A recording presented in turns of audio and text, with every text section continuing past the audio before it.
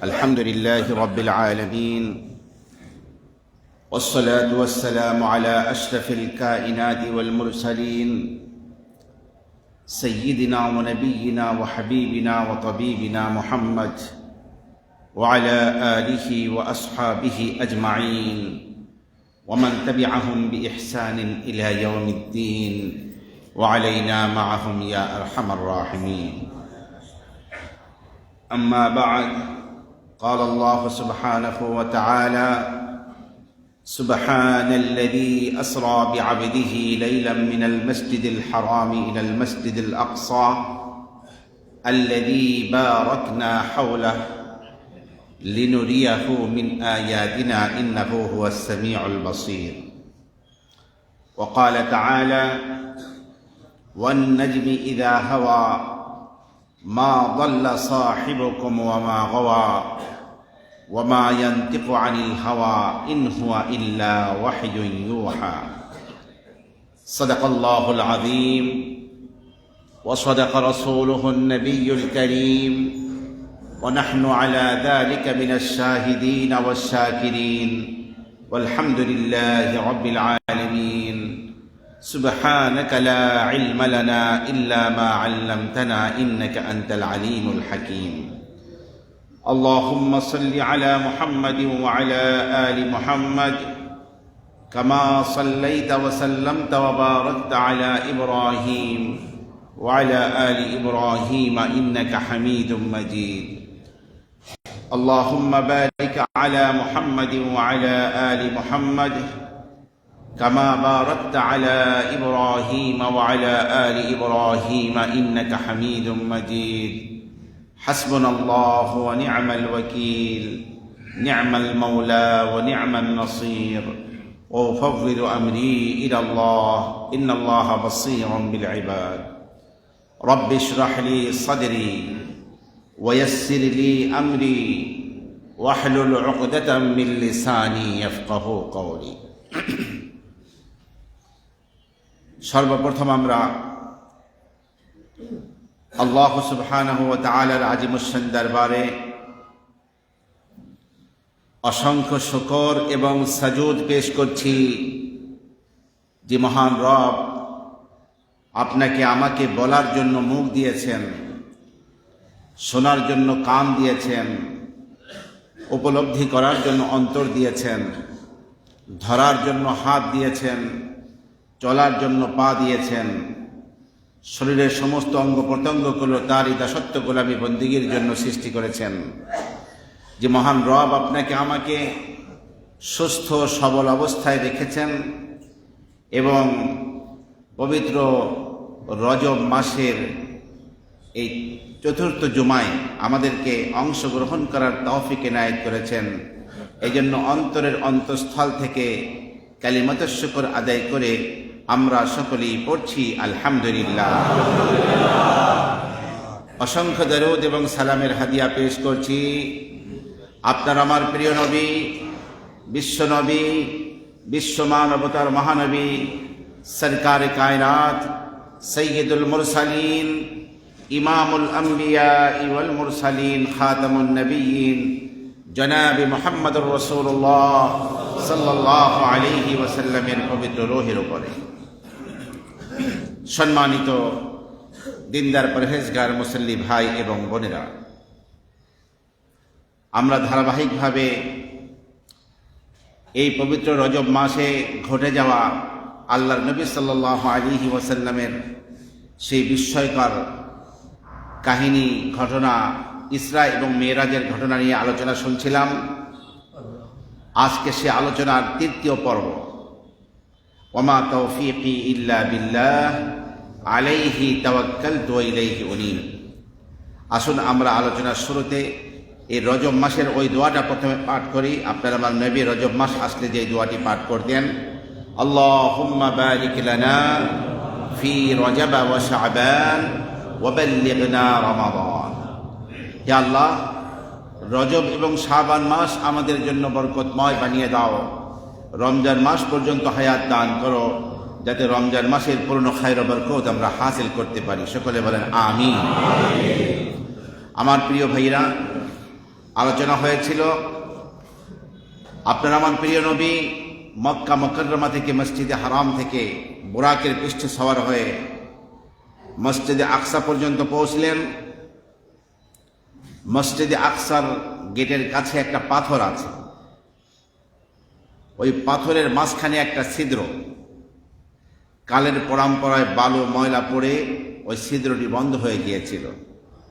হযরত জিবরাইল আমিন আঙ্গুল দিয়ে আবার সে ছিদ্র পথ তৈরি করে তিনি তার সাথে বোরাককে বেঁধে ফেললেন।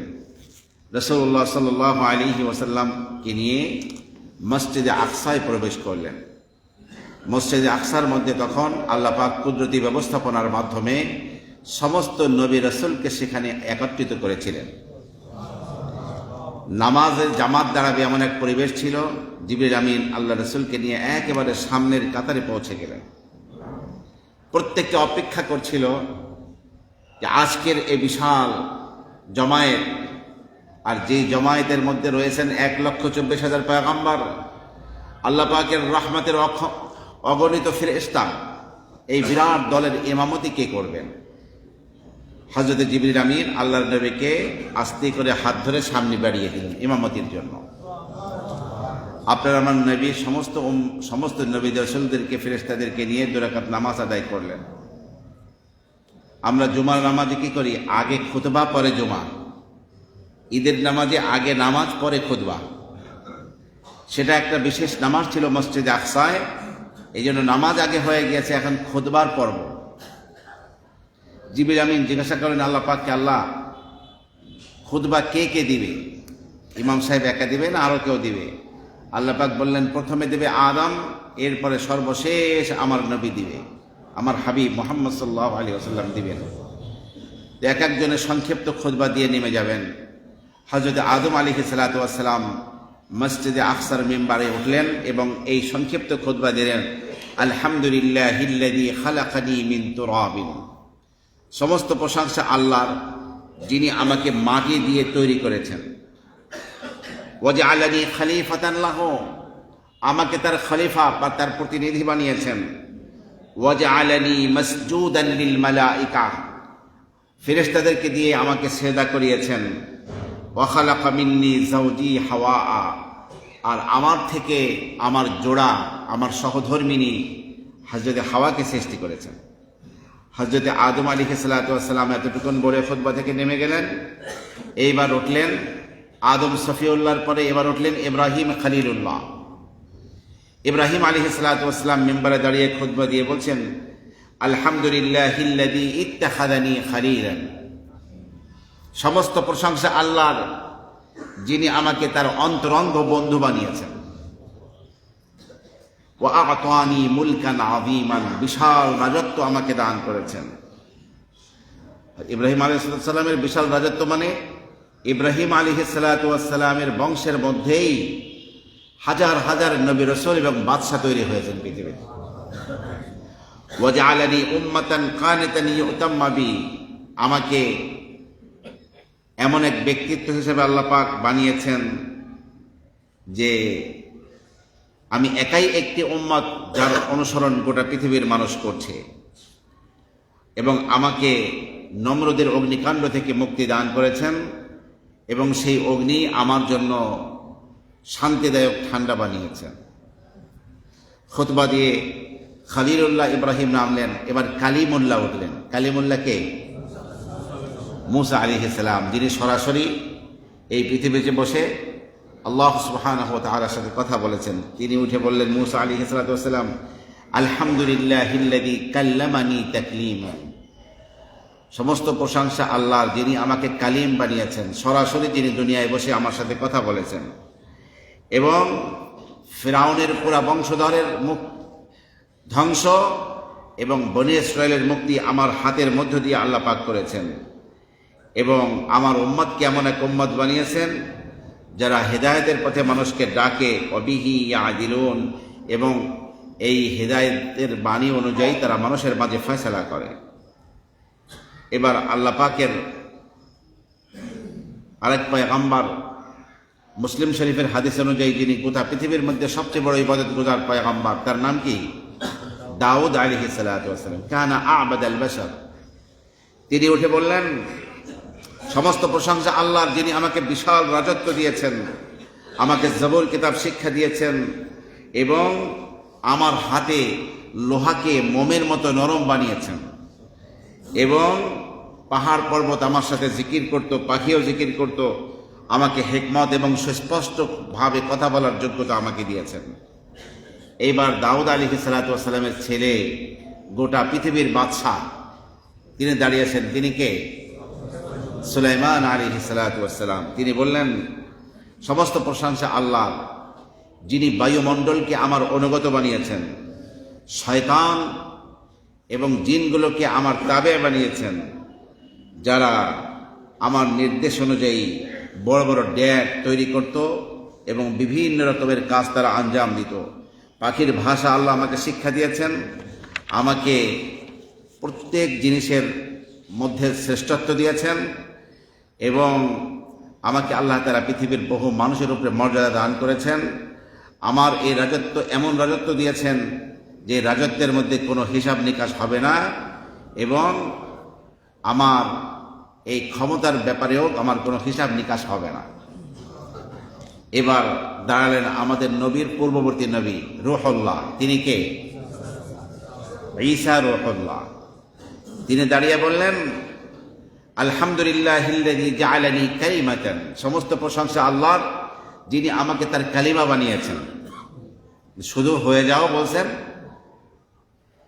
আমার সৃষ্টি আর আদমের সৃষ্টি মাটি দিয়েই হয়েছে। যেখানে আল্লাহ পাক শুধু কুন বলছেন, আল্লাহ পাক কুন বললে ফায়াকুন হয়ে যায়। কুন মানে হও, ফায়াকুন মানে তৎক্ষণাৎ হয়ে যায়। আমাকে কিতাব, হিকমত, তাওরাত, ইনজিল শিক্ষা দিয়েছেন। আমাকে এমন তিনি তৈরি করেছেন যে আমি পাখির আকৃতি দিয়ে মাটি দিয়ে বানাতাম, এর মধ্যে ফু মারলে পাখি হয়ে উড়ে যেত আল্লাহ পাকের নির্দেশে। জন্মান্ধ এবং শ্বেতকুষ্ঠ রোগীকে আল্লাহর ফজলে আমি সুস্থ করতে পারতাম, মৃত মানুষকে জীবিত করতে পারতাম আল্লাহ পাকের অনুগ্রহে। ওয়ারাফাআনি ওয়া তাহহারানি, এবং আমাকে তিনি পবিত্র রেখেছেন এবং উপরে আসমানে উঠিয়ে রেখেছেন এবং আমাকে এবং আমার মাকে বিতাড়িত শয়তান থেকে এভাবে মুক্ত করেছেন, শয়তান আমার এবং আমার মায়ের উপরে কোনো আধিপত্য বিস্তার করতে পারত না। এইবার খুতবা উঠলেন আজকের মজমা যাকে কেন্দ্র করে। তিনি কে? আপনার আমার প্রিয় নবী, বিশ্বনবী মুহাম্মদুর রাসূলুল্লাহ সাল্লাল্লাহু আলাইহি ওয়াসাল্লাম। এবার আপনার আমার নবী খুতবায় দাঁড়িয়ে বলছেন, আলহামদুলিল্লাহিল্লাযী আরসালানি রাহমাতাল লিল আলামিন। সমস্ত প্রশংসা আল্লাহর, যিনি আমাকে গোটা বিশ্ববাসীর জন্য রহমত করে পাঠিয়েছেন।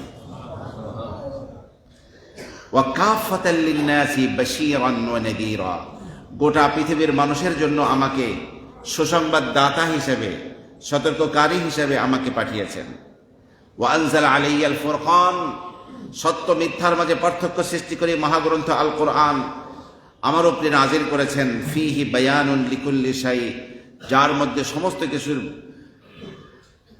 বিবৃতি রয়েছে। আমার উম্মতকে সর্বশ্রেষ্ঠ উম্মত বানিয়েছেন। আমার উম্মত পৃথিবীতে আগমনের দিক থেকে শেষে আসলেও সওয়াবের দিক থেকে কিয়ামতের দিন এগিয়ে থাকবে আমার উম্মত। ওয়া শারাহা লি সাদরি, আল্লাহ আমার বক্ষকে উন্মোচিত করেছেন, আমার বোঝাকে লাঘব করেছেন। ওয়া রাফাআ লি যিকরি, আমার স্মরণকে উচ্চকিত করেছেন। ওয়া জাআলানি ফাতিহান ওয়া খাতামান, আমাকে সৃষ্টির সংলগ্ন সৃষ্টি করেছেন কিন্তু পৃথিবীতে সর্বশেষে আমাকে পাঠিয়েছেন। জিবরিল আমিন এবার দাঁড়িয়ে গেলেন। তিনি বললেন যে মুহাম্মদ সাল্লাল্লাহু আলাইহি ওয়াসাল্লাম খুতবার মধ্যে যে কথাগুলো বললেন, এই কথাগুলোর কারণেই আল্লাহ পাক তাকে সর্বশ্রেষ্ঠ পয়গম্বর হিসেবে ঘোষণা দিয়েছেন। তাহলে আপনার আমার নবী আজকে 2 রাকাত নামাজ এবং খুতবার মধ্য দিয়ে তিনি শুধু মানুষের ইমাম না, সমস্ত পয়গম্বরেরও ইমাম হয়ে গেলেন।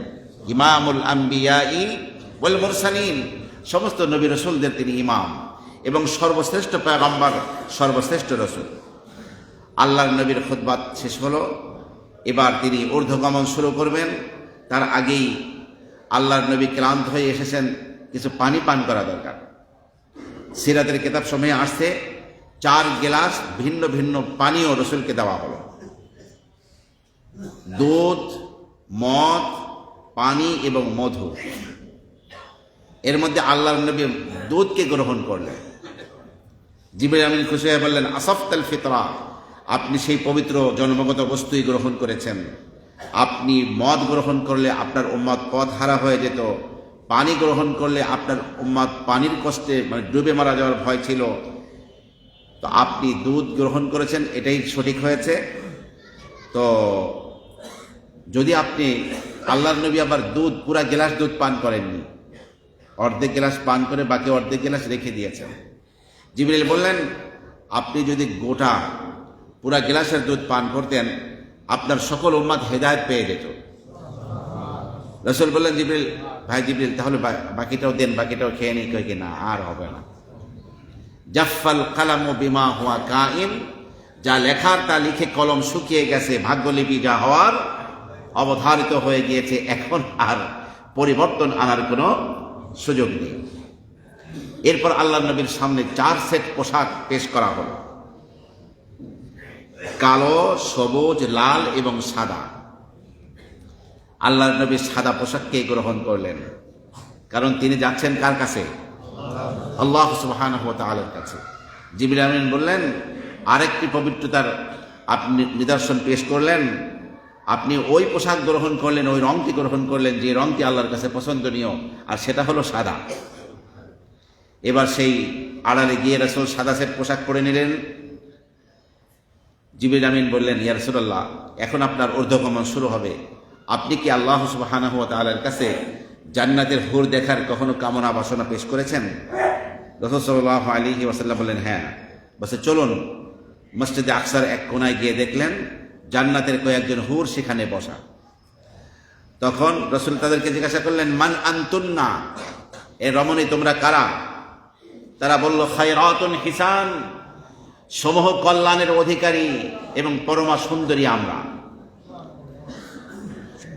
এবং তারা বলল, লিকাউমিন আবরার, আমাদেরকে আল্লাহ সৃষ্টি করেছেন যাদের চরিত্র মাধুরী নিষ্কলুষ ছিল। নাকু ফালাম ইয়াদরানু, যারা সর্বদা চরিত্র নিষ্কলুষ রেখেছে, কখনো অপরিচ্ছন্ন হওয়ার চেষ্টা করে নাই, খারাপের দিকে যায় নাই। এবং ওয়া আকামু ফালাম ইয়াজআনু ওয়া খুল্লিদু ফালাম ইয়ামুতু, যারা জান্নাতের মধ্যে অনন্তকাল থাকবে, আল্লাহর বিধানকে নিয়মিত দুনিয়ায় পালন করেছিল, জান্নাতে অনন্তকাল থাকবে, সেই মানুষের জন্যই আমাদেরকে সৃষ্টি করা হয়েছে।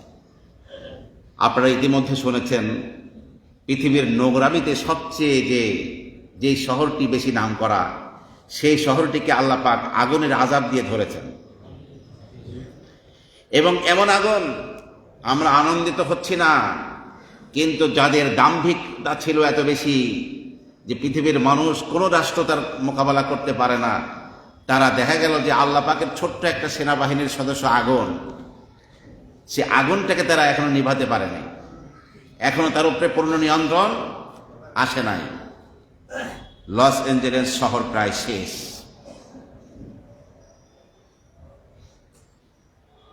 যারা সবচেয়ে বড় নোংরামিতে পারদর্শী ছিল এবং এই ইসরায়েলের যুদ্ধে যারা নিরীহ মুসলিম নারী এবং শিশু সহ ফিলিস্তিনিদের মৃত্যু কামনা করেছিল, চোখের সামনে দাঁড়িয়ে দেখলো তাদের শত কোটি টাকার প্রাসাদগুলো কিভাবে আগুনে পুড়িয়ে দিচ্ছে, সমস্ত শক্তি মিলে আগুনের হাত থেকে তাদের এই বাড়িঘরগুলো কেউ রক্ষা করতে পারছে না। আল্লাহ পাক ছাড় দেন, ছেড়ে দেন না। ইন্নাহুম ইয়াকিদুনা কাইদান ওয়া আকিদু কাইদা ফামাহিলিল কাফিরিনা আমহিলহুম, আল্লাহ ওয়া আমলি লাহুম ইন্না কাইদি মাতিন, আমি সুযোগ দেই, আমার কৌশল বড় মজবুত কৌশল। কিন্তু যখন পাকড়াও করি, ইন্না বাতশা রাব্বিকা লাশাদীদ, আপনার রবের পাকড়াও বড় কঠিন। কাকে কখন কি দিয়ে পাকড়াও করতে হবে এটা তিনিই ভালো জানেন। যখন ইসরায়েলকে দিয়ে ইরানের উপরে হামলা চালাবার চূড়ান্ত দিনক্ষণ ঠিক করছিল, তখনই আল্লাহ পাক তার ছোট্ট একটা সদস্য আগুনকে দিয়ে পাকড়াও করলেন। ঠিক আল্লাহ পাক যদি এরকম এক একটা শহরে মার্কিন যুক্তরাষ্ট্রকে ধরে, একটা শহরকে মিলেই তো তারা পারছে না, গোটা পৃথিবীর সাহায্য নিয়েও তো আল্লাহ পাক আগুন লাগাতে চাইলে তারা নিভাতে পারবে না, সব ভস্ম হয়ে যাবে চোখের সামনে। মাতব্বরে ছড়িয়ে দিতে আল্লাহ পাকে সময় লাগে নাকি? আমরা আনন্দ করছি না, আমরা শিক্ষার জন্য বলছি যে আমেরিকা, এবার তুমি বোঝার চেষ্টা করো, গাজা উপত্যকায় তোমার বন্ধু ইসরায়েল যে বোম্বিংগুলো করেছে, আমাদের নিরীহ মানুষদেরকে বোম্বিং করে বিল্ডিংয়ের নিচে চাপা দিয়ে মেরেছে, শহীদ করে মেরেছে, তাদের আর্তনাদ, তাদের চোখের পানি কেমন এবার বোঝার চেষ্টা করো। কারণ বিপদে না পড়লে বিপদ যে কত ভয়াবহ যেটা বোঝা যায় না, সাপে না কাটলে সাপের বিষ বোঝা যায় না। এখন তাদের গোটা শহর মৃত্যুপুরী হয়ে গেছে। আগুন লাগার আগে যে শহরটি ছিল আমেরিকার দ্বিতীয় বৃহত্তম এবং রাজধানী ওয়াশিংটনের চেয়েও চাকচিক্যময়, গোটা পৃথিবীর পাপ যেখানে সংগঠিত হয়ে গোটা পৃথিবীর মানুষকে পাপাচাক্ত করত যে শহরটি, সেই শহরটিকে আল্লাহ পাক কুদরিয়ে পুড়িয়ে মাটির সাথে মিশিয়ে দিচ্ছেন, আর পৃথিবীর মানুষ শুধু চোখে দেখা ছাড়া আর কিছুই করতে পারছে না। এরপর আবার বাতাসের গতি আছে, সেনাবাহিনী একজন হলো আগুন, আবার সেই আগুনকে যদি আল্লাহ পাক আর এক সেনাবাহিনীর দিকে সব জায়গায় ধরাইতে বলে, এতে একটা শহর তো শুধু একটা না, আমেরিকা বাংলাদেশের 52টা রাষ্ট্রের মতো 52টা পরিমাণ রাষ্ট্র হলো আমেরিকা। কাজেই আল্লাহ পাক এর সেই পাকড়াওকে ভয় করো, আমাদেরও আল্লাহ পাকের পাকড়াওকে ভয় করা উচিত ভাইয়েরা আমার। দুনিয়ার এই সামান্য আগুন, এটা দেখেই আমাদের কলিজা ছেদ করে ওঠে। এই আগুনের আপনার 69 গুণ বেশি দাহিকা শক্তি সম্পন্ন আগুন হলো জাহান্নামের আগুন, যার রং কালো। সেই কালো আগুনের মধ্যেই জাহান্নামীদেরকে জাহান্নামে পোড়ানো হবে। আল্লাহ পাক আমাদের সকলকে আগুনের শাস্তি থেকে রক্ষা করুন, জাহান্নামের আগুন থেকে আল্লাহ পাক হেফাজত করুন, এবং আর যেন ফিলিস্তিনের একটা মানুষও মৃত্যুবরণ না করে। আল্লাহ তুমি মসজিদে আকসাকে পুনরুদ্ধার করার তৌফিক দান করো, ফিলিস্তিনের রক্তকে তুমি আল্লাহ তাআলা হেফাজত করো। সবাই বলেন আমিন। এই রজব মাসেই সালাহুদ্দিন আইয়ুবী খ্রিস্টানদের কাছ থেকে মসজিদে আকসাকে পুনরুদ্ধার করেছিলেন। আল্লাহ পাক তো পারেন এই রজব মাসেই মসজিদে আকসাকে মুসলমানদেরকে দিয়ে দিতে। আমার প্রিয় ভাইরা, নবী করিম সাল্লাল্লাহু আলাইহি ওয়াসাল্লাম মসজিদে আকসা থেকে নামলেন। এবার তার ঊর্ধ্বগমন শুরু হবে। এতক্ষণ যা হয়েছে সেটা হলো ইসরা, এখন শুরু হবে মেরাজ। ইসরা মানে হলো নৈশ ভ্রমণ, আর উলামায়ে কেরামের ভাষ্য অনুযায়ী মক্কা মুকাররমার মসজিদে হারাম থেকে মসজিদে আকসা পর্যন্ত এই সফর হলো ইসরা, আর এখন থেকে যেটা শুরু হবে সেটা কি মেরাজ। আল্লাহর নবী মিম্বার বোরাকের পৃষ্ঠে আরোহণ করলেন। দেখতে দেখতে আকাশ থেকে জমরুদ পাথরের একটা লিফট নেমে আসলো, কুদরতি লিফট আবিষ্কার না হলে আমরা বুঝতাম না, মিসআদ বলা হয়েছে হাদিসে। বোরাক সহ লিফটে রাসূল উঠলেন। বোরাক লিফট এক টান দিয়ে আল্লাহর নবীকে প্রথম আসমানে পৌঁছে দিল, একটা টান। বিজ্ঞানীরা খুবই দুশ্চিন্তাগ্রস্ত হয়ে পড়েছেন যে মহাশূন্যে এত উল্কাপিণ্ড ঘোরাফেরা করে, একটা স্তরে যাওয়ার পরে কোনো অক্সিজেন নাই, তো একজন রক্ত মাংসের তৈরি মানুষ হয়ে তিনি এত কিছু ভেদ করে কি করে গেলেন? আমরা তখন বৈজ্ঞানিকদেরকে বলি, ভাই তোমাদের একটু চিন্তা না করলেও চলবে। এই সমস্ত কিছু যিনি সৃষ্টি করেছেন, তিনি তার বন্ধুকে নিজের দরবারে ডেকেছেন, কিভাবে নেবেন তিনি কি জানেন না? তিনি কি বোঝেন না? তো ওই দুশ্চিন্তায় তোমাদের মাথা খারাপ করার কোনো দরকার নেই। তবে নবী বলেছেন জমিন থেকে আসমানের দূরত্ব হলো 500 বছরের পথ। কত বছরের পথ? যদি রাসূল বলে থাকেন সেই যুগের নিয়ম অনুসারে একটা ওট স্বাভাবিক খাওয়া দাওয়া ঘুম বিশ্রাম, মানুষ স্বাভাবিক খাওয়া দাওয়া ঘুম বিশ্রাম সহ তদানীন্তন যুগে উটের সফরে 16 মাইল চলতে পারত। কয় মাইল? 16 মাইল। এই জন্য 3 দিনের উটের সফরের দূরত্বে কেউ যদি যায়, 15 দিনের কম থাকার ইচ্ছা করে তাকে মুসাফির বলা হয়। তার জন্য 4 রাকাতওয়ালা নামাজ 2 রাকাত পড়তে হয়, জোহর আসর আর ইশা। 2 রাকাতেরটা 2 রাকাতে, 3 রাকাতটা 3 রাকাতে, কিন্তু 4 রাকাতে বেলা কত পড়তে হয়? 2 রাকাত। তো সেই উটের সফর অনুযায়ী বিশ্ব নবী যদি 500 বছর বলে থাকেন, তাহলে প্রতিদিন 16 হলে 30 দিনে 1 মাস, 12 মাসে কথা বলে না, 12 মাসে কি 1 বছর। এরকম যদি 500 বছর হয়, আর সেই হিসাবে রসুল যদি উটের সফর হিসাবে বলে থাকেন, তাহলে জমিন থেকে আসমানের দূরত্ব হবে 28,80,000 মাইল। কত হবে মনে থাকবে? 28,00,000। এটা উটের হিসাবে, উটের সফর। আর যদি হাদিসটি রসুল বলে থাকেন বোরাকের পিঠে যখন কদম দিয়েছেন, তারপরে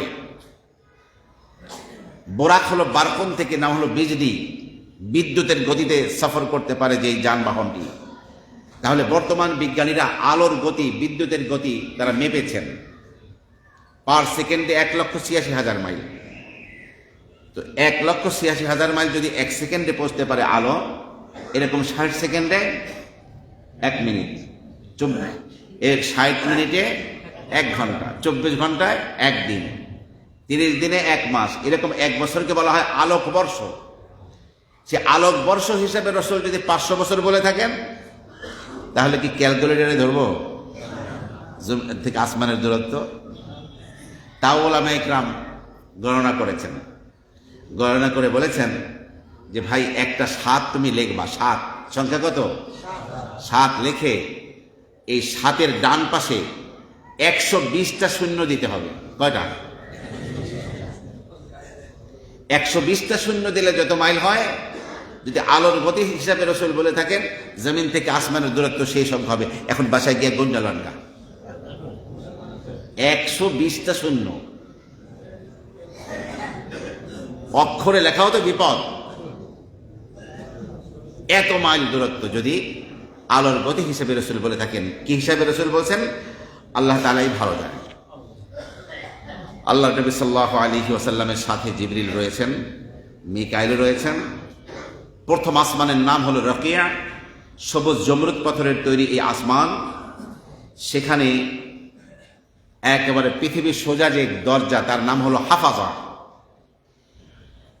এবং এই প্রথম আসমানের দায়িত্বশীল ফেরেশতার নাম হলো ইসমাঈল। কি নাম? ইসমাঈল। এটা ইব্রাহিম আলাইহিস সালামের ছেলে ইসমাঈল নবী নন, ইনি একজন ফেরেশতা ইসমাঈল। তার অধীনে 12,000 ফেরেশতা আছে। এই 12,000 ফেরেশতা আবার এরকম যাদের প্রত্যেকের অধীনে আবার 70,000 ফেরেশতা আছে। 12,000 ফেরেশতা, প্রত্যেক ফেরেশতার আন্ডারে কত আছে? এর সর্বাধিনায়ক হলেন ইসমাঈল। জিবরিল আমিন সে দরজা নক করলেন, দরজা খোলা হলো।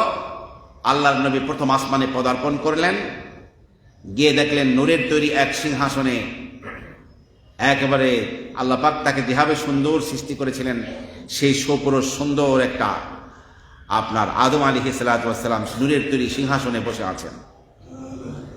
আদম আলাইহিস সালাতু ওয়াস সালামকে আমাদের নবী সালাম দিলেন।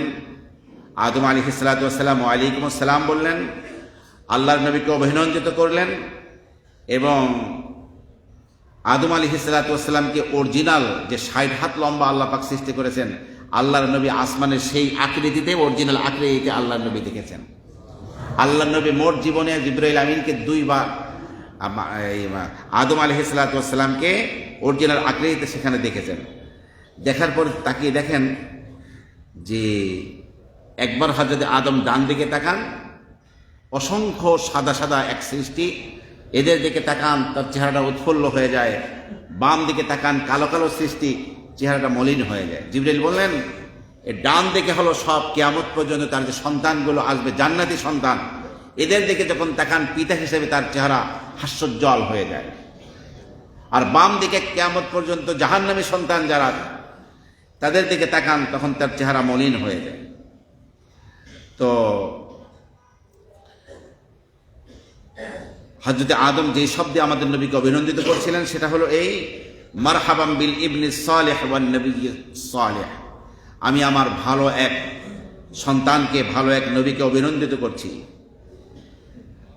তো আল্লাহ তাআলা প্রথম আসমানে আদম আলাইহিস সালাতু ওয়াস সালামের সাথে সাক্ষাৎ কেন ঘটালেন? যারা রসুলের জীবনী গ্রন্থ লিখেছেন তারা বলেন যে আদম আলাইহিসসালাতুওয়াসসালামকে তো চিরদিন জান্নাতে থাকা যায় নাই। আদম আলাইহিসসালাতুওয়াসসালামের মূল বাড়ি কোথায়? জান্নাত। আদম আলাইহিসসালাতুওয়াসসালামের মূল বাড়ি কোথায়? সেই হিসাবে আমাদের পিতা আদম, আমাদের মূল বাড়িও কোথায়? জান্নাত। বর্তমান খ্রিস্টান এক বিজ্ঞানী আমেরিকায় এরকম মোটা একটা বই লিখেছেন যে মানুষ এই পৃথিবীর তৈরি নয়, এবং তার যুক্তি দেখাতে গিয়ে তিনি বলেছেন এই পৃথিবীর দিয়ে যারা তৈরি, এই পৃথিবীতে যারা তৈরি তারা সরাসরি পৃথিবীর খাদ্য গ্রহণ করে বাঁচতে পারে। গরু ঘাস খায়, ছাগল গাছের পাতা খায়, এক একটা প্রাণী এক একটা খায়, কিন্তু মানুষের অবকাঠামোর মতো আকৃতির মতো কোনো প্রাণীর আকৃতি নাই। এবং মানুষ সরাসরি পৃথিবীর দস্তরখান থেকে খেতে পারে না। মানুষকে সেটাকে চাউলকে সরাসরি না খেয়ে তাকে পাকিয়ে ভাত রান্না করে খেতে হয়। কাঁচা মাছ মানুষ খেতে পারে না, কাঁচা গোশত মানুষ খেতে পারে না। এগুলোকে আগুনে সেকা, আগুনে সেদ্ধ করে আগুনে পাকিয়ে তাকে খেতে হয়। এইভাবে অসংখ্য যুক্তি দিয়ে এমন মোটা বইটা আমার কাছে আছে, এমন একটা মোটা বই লিখেছে যে মানুষ পৃথিবীর তৈরি নয়। এটা খ্রিস্টানরা বলতেছে এখন।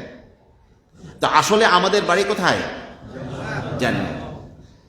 তো আদম আলাইহিসসালাতুওয়াসসালাম তার মূল বাড়ি জান্নাত থেকে দুনিয়াতে চলে আসতে হয়েছিল। কেমন যেন ইঙ্গিত হচ্ছে রসুলকে, হে আমার প্যারা হাবিব, হে আমার নবী, আপনি আপনার মাতৃভূমি মক্কা মুকাররমাকে বড় ভালোবাসেন, যেখানে আল্লাহ পাকের ঘর বাইতুল্লাহ রয়েছে, তার সান্নিধ্যে আপনি সর্বদাই থাকেন, কিন্তু এখানে আপনি চিরদিন থাকতে পারবেন না। এক সময় এই মক্কাবাসীর যন্ত্রণায় আপনাকে এ শহরকে ছেড়ে প্রিয় মাতৃভূমিকে বিদায় জানিয়ে একসময় আপনাকে বিদায় জানাতে হবে, যেমন আদম আলাইহিসসালাতুওয়াসসালামকে জান্নাত থেকে দুনিয়াতে চলে আসতে হয়েছিল। সেইভাবে আদম আলাইহিসসালাতুওয়াসসালাম দেখা সাক্ষাৎ শেষের সময় রসুলকে উপদেশ দিয়ে বলছেন, আল হাদরু কুল্লাল হাদরু মিনাশ শাইতান, হে আমার প্রিয় সন্তান, আপনি খুবই সতর্ক থাকবেন শয়তান থেকে। কার থেকে সতর্ক করেছেন? শয়তান থেকে। এই শয়তানই আমাকে এবং আপনার মা হাওয়াকে প্ররোচিত করেছিল, যার কারণে আমাদের মূল বাড়ি ছাড়তে হয়েছিল। খবরদার, আপনার উম্মতকে সতর্ক করবেন, আপনিও সতর্ক থাকবেন, শয়তান যেন আপনাদের কোনো ক্ষতি করতে না পারে। আমরা সবাই শয়তান থেকে সতর্ক থাকার চেষ্টা করবো তো ইনশাআল্লাহ। শয়তানকে বন্ধু বানানো যাবে না, কারণ শয়তান হলো আপনার আমার বাপ মা আদম এবং হাওয়ার শত্রু। বাপ মার জানের শত্রুকে কোনো সন্তান, কোনো সুসন্তান বন্ধুরূপে গ্রহণ করতে পারে? আমাদেরকে গোটা জীবন লড়াই করে শয়তানের বিরুদ্ধে আবার সেই বাপের ভিটা জান্নাতে গিয়ে যদি উঠতে পারি, তাহলে আমরা সুপুত্র হতে পারবো, সুকন্যা হতে পারবো। আল্লাহ তাআলা আমাদের সকলকে আদমের সুপুত্র সুকন্যা হওয়ার তৌফিক দান করুন। আমার প্রিয় ভাইরা, দ্বিতীয় আসমানের নাম হলো আরফালুন, সাদা রূপা দিয়ে তৈরি। আপনার তাফসিরে জালালাইনের টিকার মধ্যে রয়েছে যে দ্বিতীয় আসমান সাদা রূপার তৈরি এবং তার নাম আরফালুন। জিবরিল আমিন আল্লাহ নবী সাল্লাল্লাহু আলাইহি ওয়াসাল্লামকে সেখানে নিয়ে গেলেন। দরজা খোলা হলো, রসুল সেখানে দুজন নবীর সাথে সাক্ষাৎ হলো। কয়জন নবী? ইয়াহইয়া এবং ঈসা, দুজন নবী।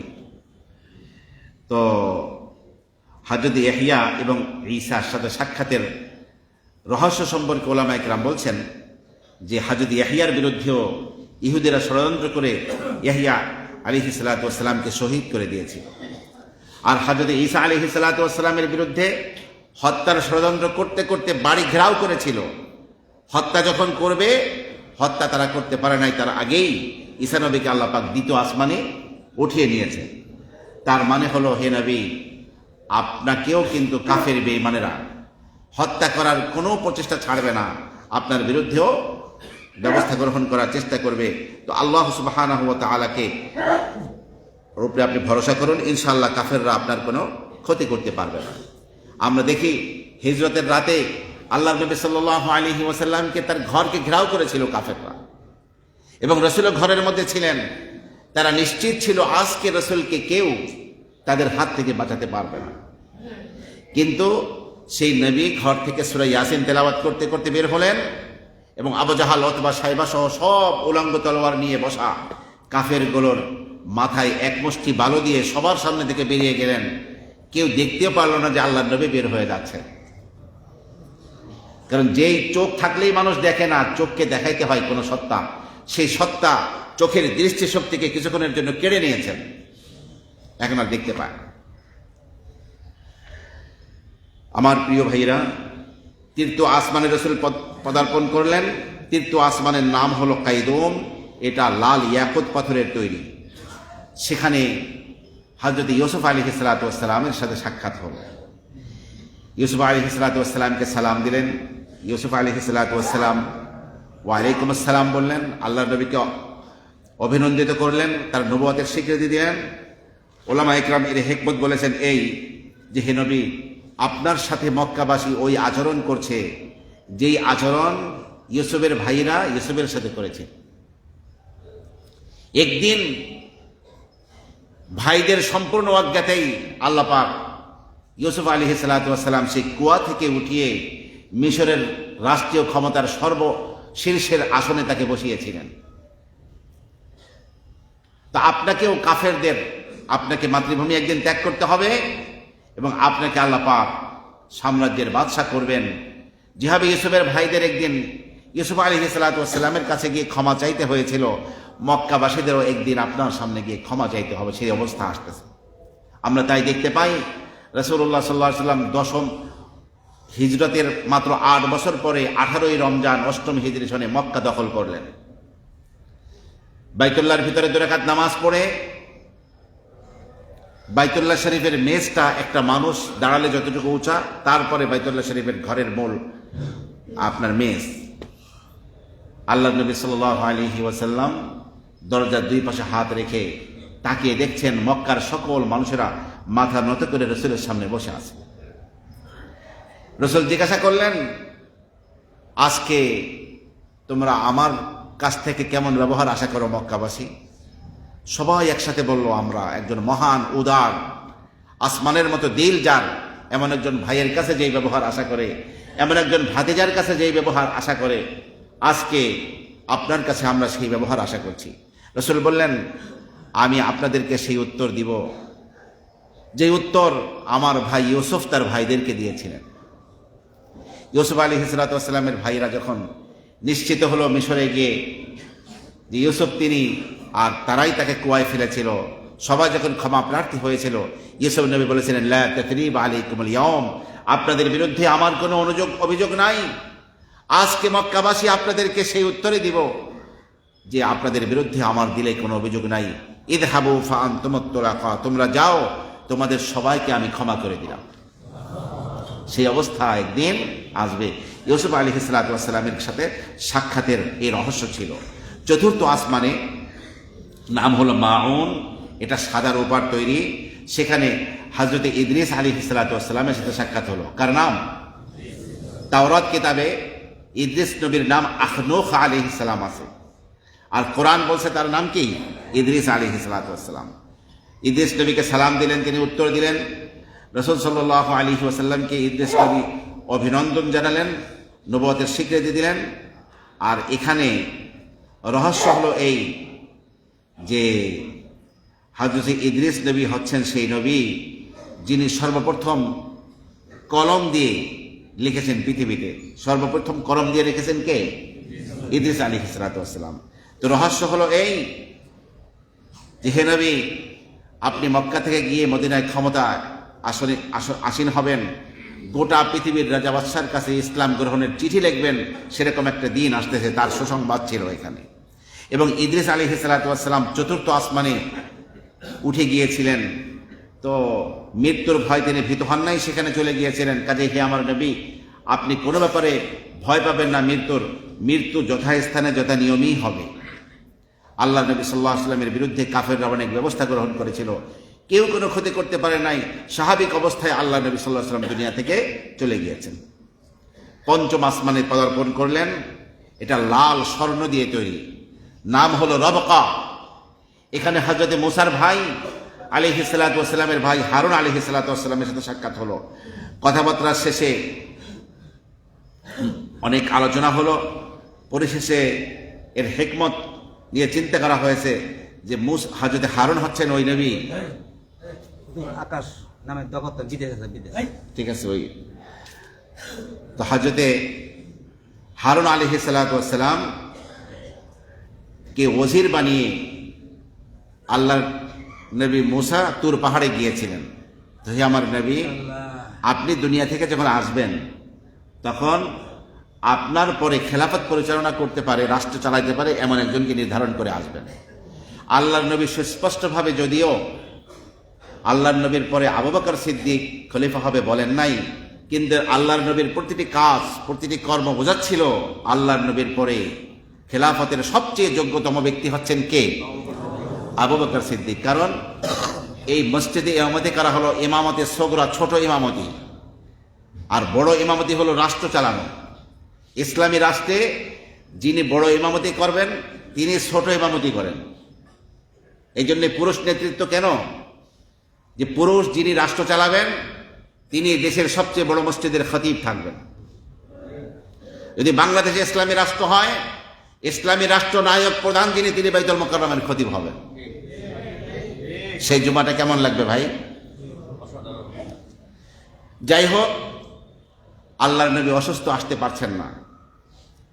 এখন নামাজ তো আর বন্ধ থাকবে না। রাসূল বললেন, মরু আবু বকরিন ফালিয়ুসাল্লি বিন-নাস, আবু বকরকে হুকুম করো সে যেন ইমামতি করে নামাজ পড়িয়ে দেয় উম্মতের। আম্মা জান আয়েশা ভাবলেন, রাসূলের স্থানে দাঁড়িয়ে আবু বকর যদি নামাজ পড়ায়, রাসূল দুনিয়ায় বেঁচে আছেন, তাহলে আরবের লোকেরা কথায় কথায় মানুষকে অলক্ষণে মনে করে, তার বাবা আবু বকরকে সবাই অলক্ষণে খারাপ মনে করবে। এই জন্য তিনি বললেন, ইয়া রাসূলুল্লাহ, আমার বাবা আবু বকর খুব নরম দিলের মানুষ, আপনার উপস্থিতিতে আপনার স্থানে দাঁড়িয়ে উম্মতের ইমামতি করতে তিনি হয়তো পারবেন না। তো যার দিল একটু মজবুত, ইঙ্গিত হলো ওমরের দিকে, হ্যারে আপনি হুকুম করেন। রাসূল গ্রহণ করেননি। রাসূল বরং বলেছেন, ইন্না কুন্না সাওয়াহিবা ইউসুফ, তোমরা মহিলারা হলো ইউসুফ আলাইহিস সালাতু ওয়াস সালামের যুগের মহিলাদের মতো। ইউসুফের নবীর যুগের মহিলারা হযরতে ইউসুফকে এক নজর দেখে হাত কাইটটা সবাই বলতেছে যে তোমাদের মনিব জুলাইখা যা বলে সেটা তুমি শুনবা। আসলে প্রত্যেকেই নিজের দিকে আকর্ষণ করছিল হযরত ইউসুফকে, কিন্তু হযরত ইউসুফ কোনো নারীর দিকে তিনি তাকাননি। আজকে রাসূল বলেন, তোমাদের মহিলাদের দশা হলো সেইটা, আবু বকর সিদ্দিককে বলো সেই নামাজ পড়িয়ে দিবে। যতদিন রাসূল অসুস্থ ছিলেন, রাসূল সাল্লাল্লাহু আলাইহি ওয়াসাল্লামের স্থানে দাঁড়িয়ে কেউ উম্মতের ইমামতি করে নাই। ইমামতি করেছেন কে? আবু বকর। আর উম্মত তাকেই খলিফা বানিয়েছে। ষষ্ঠ আকাশের নাম হলো ওয়াকনা। এটা হলুদ ইয়াকুত পাথরের তৈরি। সেখানে মূসা আলাইহিস সালাতু ওয়াস সালামের সাথে সাক্ষাৎ হলো। মূসা আলাইহিস সালাতু ওয়াস সালাম আল্লাহর নবী সালাম দিলেন। মূসা ওয়া আলাইকুমুস সালাতু ওয়াস সালাম বললেন, আল্লাহর নবীকে অভিনন্দিত করলেন, তার নবুয়তের স্বীকৃতি দিলেন। এবং তার মধ্যে ইঙ্গিত ছিল, ওলামা ইকরাম বলেন যে মূসা নবীর সাথে ষষ্ঠ আকাশে এই জন্য সাক্ষাৎ হলো যে মূসা নবীকে বনি ইসরাইল অনেক কষ্ট দিয়েছে, ইহুদি জাতি হে নবী আপনাকে অনেক কষ্ট দেবে, তো আমার নবী মূসা যেভাবে অত্যন্ত ধৈর্যের পরাকাষ্ঠা দেখিয়েছেন, আপনাকে অত্যন্ত ধৈর্য দেখাতে হবে। আল্লাহর নবীকে হত্যা করার জন্য চেষ্টা করেছে ইহুদি জাতি বনু নজির। আল্লাহর নবীকে বিষ খাইয়ে মারার জন্য আপনার খাসির গোশতের মধ্যে বিষ মিশ্রিত করেছিল খায়বারে, এবং সর্বদাই ষড়যন্ত্র করত কি করে রাসূলকে হত্যা করা যায়। আমার প্রিয় ভাইরা, যখন আল্লাহর নবী হযরত মূসার কাছ থেকে যাচ্ছিলেন, মূসা আলাইহিস সালাম কান্না শুরু করে দিয়েছিলেন। তখন কেউ তাকে জিজ্ঞাসা করেছিল, মা ইউবকিকা, আপনি কাঁদছেন কেন? তখন হযরত মূসা বললেন, আমার পরে একজন নবী পৃথিবীতে এসেছেন যার উম্মতের সংখ্যা অনেক বেশি হবে আমার থেকে, এবং তার উম্মতের অনেক সংখ্যক মানুষ জান্নাতে যাবে, কিন্তু আমার উম্মতের সংখ্যা তার থেকে কম হবে। এবার সপ্ত আকাশে রাসূল সাল্লাল্লাহু আলাইহি ওয়াসাল্লাম পদার্পণ করলেন। সপ্তম আসমানের নাম হলো আরবা। সেটা নূরুন ইয়াতালাআলা, চমকপ্রদ নূর দিয়ে তৈরি হলো সেই আকাশ। সেখানে জাতির পিতা ইব্রাহিম আলাইহিস সালাতু ওয়াস সালামের সাথে সাক্ষাৎ হলো। ইব্রাহিম আলাইহিস সালাতু ওয়াস সালামকে রাসূল সালাম দিলেন, ওয়া আলাইকুমুস সালাম বললেন। ইব্রাহিম আলাইহিস সালাতু ওয়াস সালাম রাসূলকে অভিনন্দিত করলেন, এবং তাকিয়ে দেখেন বাইতুল মামুর মসজিদে হেলান দিয়ে হযরত ইব্রাহিম খলিল বসে আছে। ইব্রাহিম আলাইহিস সালাম রসুলকে পেয়ে অত্যন্ত আনন্দিত হয়েছেন, কারণ রসুলকে দুনিয়ায় পাঠাবার জন্য তার দুনিয়ায় আসার 2500 বছর আগে ইব্রাহিম খলিল দোয়া করেছিলেন, রব্বানা ওয়াবআস ফীহিম রাসূলা, হে আল্লাহ আমার উম্মতের মাঝে একজন রসুল পাঠান। আমাদের নবীর সিফাতগুলো আলোচনা করেছিলেন। আল্লাহ পাক তার সন্তান ইব্রাহিমের সন্তান ইসমাইল, তারই বংশে আপনার আমার নবীকে দুনিয়ায় পাঠিয়েছেন।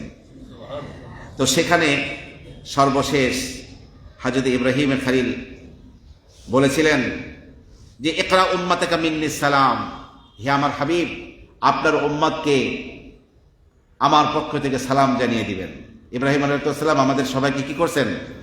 সালাম জানিয়েছেন আমাদের নবীর মাধ্যমে। আর বলেছেন আপনার উম্মতকে বলবেন যে জান্নাত, যে আন্নাল জান্নাতা তাইয়্যিবাতুন ওয়াত তুরবাতু আযবাতুল মা, জান্নাতের পানি অত্যন্ত সুমিষ্ট, জান্নাতের জমিন অত্যন্ত উর্বর। আপনার উম্মতেরা যেন দুনিয়ায় সেই জমিতে গাছ লাগাতে ভুল না করে, আর তার গাছ হলো সুবহানাল্লাহ ওয়ালহামদুলিল্লাহ লা ইলাহা ইল্লাল্লাহ আল্লাহু আকবার। সবাই পড়ুন সুবহানাল্লাহ ওয়ালহামদুলিল্লাহ ওয়া লা ইলাহা ইল্লাল্লাহ। সুবহানাল্লাহ পড়লাম, আপনার আমার জান্নাতে একটা গাছ লাগানো হয়ে গেল। আলহামদুলিল্লাহ পড়লাম, জান্নাতে গাছ লাগানো হয়ে গেল। আল্লাহু আকবার বললাম, গাছ লাগানো হলো। লা ইলাহা ইল্লাল্লাহ পড়লাম, গাছ লাগানো হলো।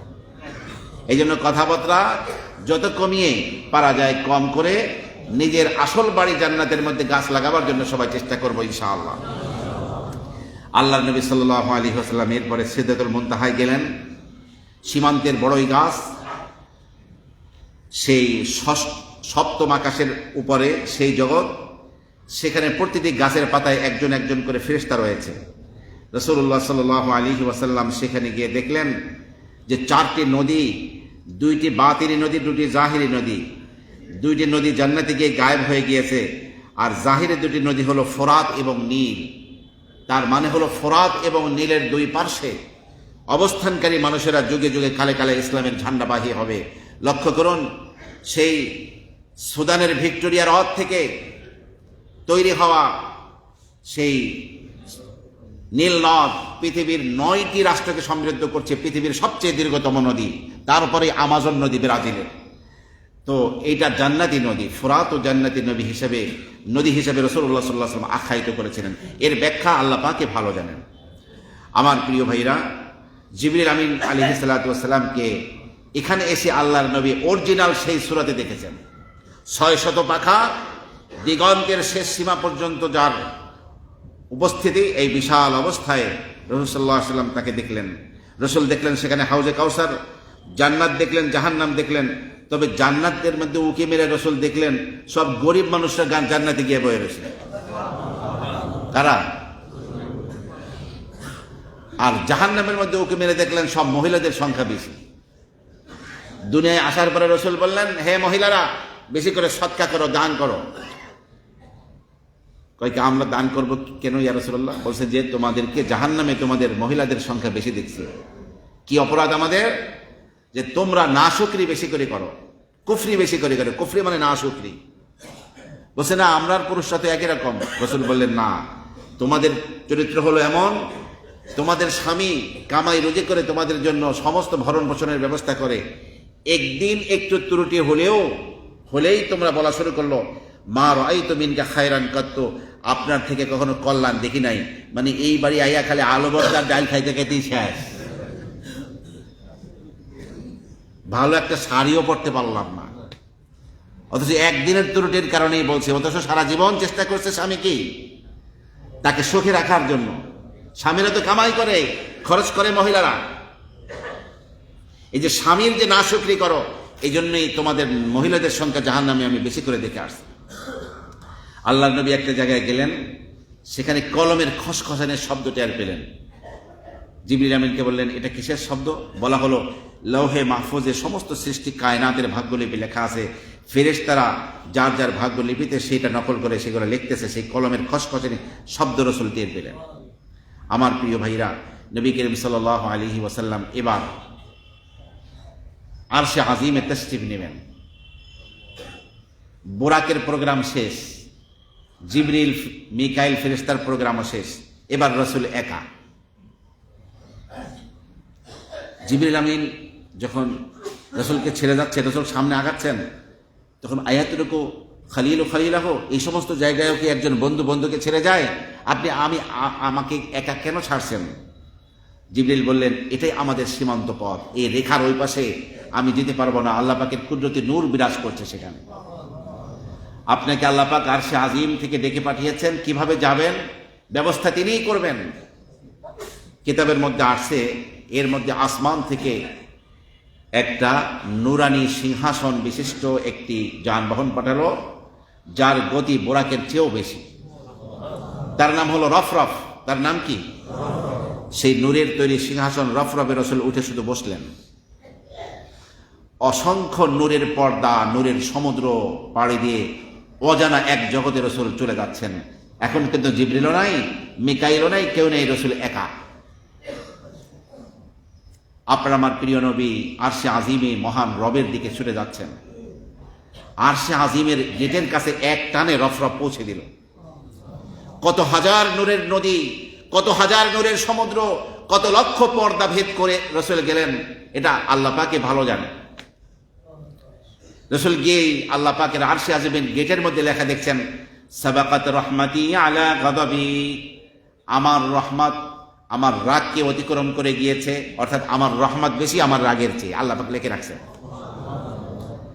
আরশে আজিমে মহান রবের সান্নিধ্যে রসুল যখন পৌঁছলেন, তো আপনার আল্লাহ পাক কিছু প্রশ্ন করলেন, রসুল উত্তর দিতে পারছিলেন না। আল্লাহ পাক তার কুদরতি হাতকে রসুলের পিঠে বসালেন। রসুল বলেন, আমার বুকের মাঝে একটা হালকা শিহরণ জেগে উঠল। আমার কাছে মনে হলো কিয়ামত পর্যন্ত যত মানুষ এসেছে, যত মানুষ আসবে, সবার জ্ঞান আল্লাহ পাক তার কুদরতি হাত পিঠে রেখে সব আমার মধ্যে দিয়ে দিয়েছেন আল্লাহ পাক। এখন আল্লাহর সাথে যদি আপনার দেখা হয়, আপনি কি আল্লাহকে আসসালামু আলাইকুম বলবেন? সালাম তো আল্লাহ পাক নিজেই। আল্লাহর নবী কি করেছেন? আত-তাহিয়াতু লিল্লাহি ওয়াস-সালাওয়াতু ওয়াত-তাইয়্যিবাত, এই কথাগুলো বলেছেন আল্লাহ পাকের সাথে সাক্ষাৎ করে। তার মানে হলো, হে আমার মহান রব, আমার এবং আমার গোটা পৃথিবীর উম্মতের নারী পুরুষ সবার শারীরিক, মৌখিক এবং অর্থনৈতিক সমস্ত ইবাদতগুলো আমি আপনার জন্য সব নিয়ে আসছি। মানুষের ইবাদত তিন রকমের। একটা হলো মৌখিক ইবাদত, মুখ দিয়ে তেলাওয়াত করে, জিকির আজকার করে, তাসবিহ তাহলিল পড়ে। আর শরীরের অঙ্গ প্রত্যঙ্গ দিয়ে আপনার নামাজে উঠা বসা করে, হজে দৌড়াদৌড়ি করে, রোজা রাখে।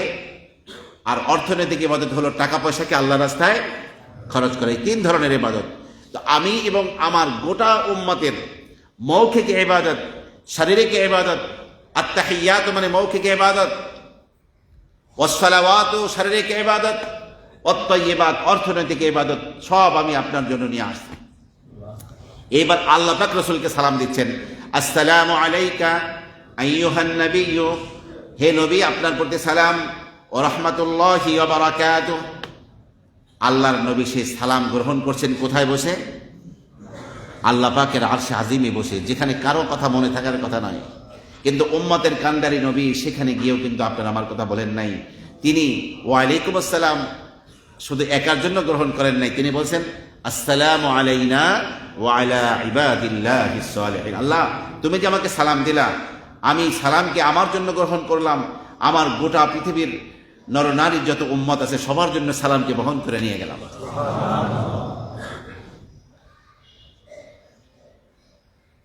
তখন আরশকে বহন করে আসে 8 জন ফেরেশতা। তারা বলল, আশহাদু আল্লা ইলাহা ইল্লাল্লাহ ওয়া আশহাদু আন্না মুহাম্মাদান আবদুহু ওয়া রাসূলুহু। এই জন্য আমরা কি করি? আত্তাহিয়াতের সময় আশহাদু আল্লাহ পড়ার পরে কালেমায়ে শাহাদাতের জন্য আঙ্গুলটাকে উঁচু করি। কেউ কেউ এরম করেন, দেখছেন নি? তো জিজ্ঞাসা করা আছে, ভাই এরকম করেন কেন? কয়েকে শয়তানের মাথায় পিটানি দেই। একটা পিটানি দিলে শয়তানের কিছু হয় না, তো এই জন্য অনেকগুলো পিটানি দেই। হ্যাঁ, তো আমরা সবাই তাকিয়ে দেখুন, হাত এরকম থাকবে আত্তাহিয়াতে। যখন আশহাদু আল্লা ইলাহা ইল্লাল্লাহ পড়ার টাইম হবে, এই আঙ্গুল আর এই আঙ্গুল ধরবেন। একটু ধরেন তো সবাই। এই আল্লাহর বান্দা কি করতেছে? এই আঙ্গুল আর এই আঙ্গুল, হ্যাঁ, আর একজন এরকম করতেছে। এই আঙ্গুলটা এই আঙ্গুল এরকম থাকবে, তো এরকম হয়ে যাবে হাতটা এরকম হয়ে যাবে। আশহাদু আল্লা ইলাহা ইল্লাল্লাহ বলে নাম মনে থাকবে না? আশহাদু আল্লা ইলাহা ইল্লাল্লাহ।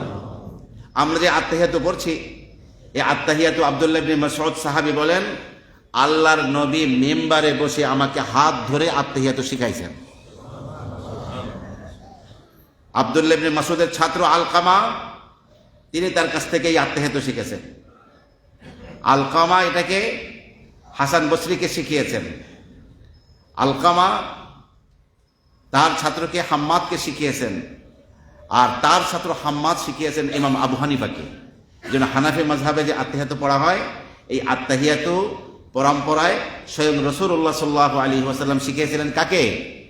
আব্দুল্লাহ ইবনে মাসউদ। এই উম্মতের মধ্যে সবচেয়ে বড় ফিকা মাসলা মাসালায় পারদর্শী সাহাবী আব্দুল্লাহ ইবনে মাসউদ। আর আব্দুল্লাহ ইবনে মাসউদ মাদ্রাসা কায়েম করেছিলেন ইরাকের কুফায়। আর আপনার আমার ইমাম আবু হানিফা কুফার সেই মাদ্রাসার ছাত্র, যার কারণে আমাদের ফিকাটা বেশিরভাগ আল্লাহ নবীর সাথে মিলে কার মধ্যস্থতায়? আব্দুল্লাহ ইবনে মাসউদের মধ্যস্থতায়। বুঝতে পেরেছেন? আমার প্রিয় ভাইরা, নবী করিম সাল্লাল্লাহু আলাইহি ওয়াসাল্লামকে আল্লাহ পাক এই মেরাজের সফরে কি কি নিয়ামত দান করলেন এবং কি নিয়ে এলেন, ইনশাআল্লাহ আমরা আল্লাহ পাক তৌফিক দান করলে আগামী জুমাকে, আজকে সময় হয়ে গিয়েছে, একটু বেশি হয়েছে, আমরা আলোচনা শুনতে পাবো। আমরা দোয়া করব আল্লাহ তাআলা মুসলিম উম্মাহকে আল্লাহ পাক হেফাজত করুন এবং কোন রকমের পারমাণবিক অস্ত্র ইরানের উপরে হামলা চালাইতে ইসরায়েল সাহস না পায়, আমেরিকাও সাহস না পায়। আল্লাহ পাক এমনভাবে যেন কাফের বেঈমানকে পাকড়াও করেন, যাতে করে ওরা নিজেদের জীবন বাঁচাতেই যেন ওরা ব্যস্ত হয়ে যায়। আল্লাহ পারেন কিনা বলেন? লস অ্যাঞ্জেলেসের সেই অগ্নিকাণ্ড তারই দলিল। আমরা এই কথা বলছি না মানবতা মারা যাচ্ছে, আপনারা আনন্দ করছেন, আমরা আনন্দ করছি না। শুধু একটু উপলব্ধির মধ্যে আনার জন্য আহ্বান জানাচ্ছি তাদেরকে, যারা বোম্বিং করে আমার নিরীহ ভাই বোনদেরকে হত্যা করছে তাদেরকে। আল্লাহ তুমি আমাদের মুসলিম উম্মাহকে কাফেরদের সমস্ত নির্যাতন থেকে হেফাজত করো। চিৎকার করে বলেন আমিন। মেয়েরাদের শিক্ষা গ্রহণ করার যোগ্যতা এবং তৌফিক আমাদেরকে দান করুন। আরেকবার বলুন আমিন। ওয়া আখিরু দাওয়ানা আনিল হামদুলিল্লাহি রাব্বিল আলামিন।